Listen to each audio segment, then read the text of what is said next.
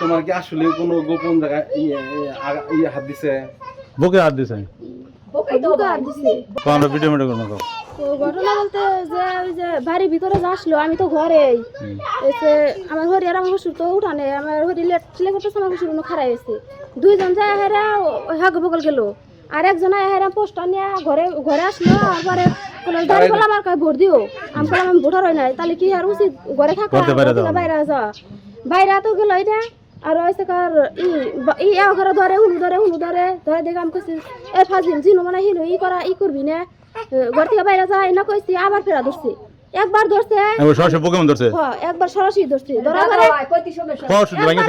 সরাসরি ধরা পরে আমি কইতাছি যে ফাজিল বেখানে ফাজিল মনে করস না, এনে কইছি ফেরা আবার ফেরা ধরছে। ধরার পরে এই সকাল আবার মা কার আব্বা কইছি যে ধরেনছি বান্ধেন জুতা দেবে ধরে বান্ধেন, এনে যে কইছি না সেই সকাল সরসরি বাইরে গেল গা। আর তুমি কইছো আর জুতাটা বাইরে মানে কইছো? তোমার কি আসলে কোনো গোপন জায়গায় হাত দিছে? বুকে হাত দিছে।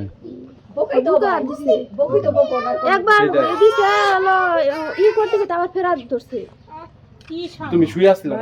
না আমি খাড়াই আসছিলাম। বাবু কোথায়? বাবু এই যে এবার করে নিয়ে হয়েছি, আমার ডাইন মরাই আছে, দুইবার করে হাত দিছে।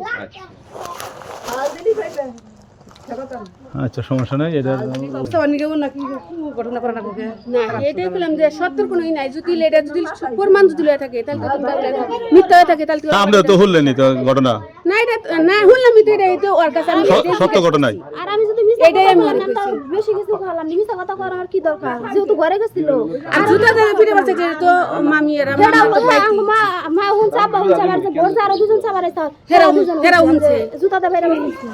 আচ্ছা দাঁড়াইয়ে না বলি কথা কি ঘরে এই তো জানাই কোন কোন দোকানে ঘরে জানাই আসবে না কি আমরা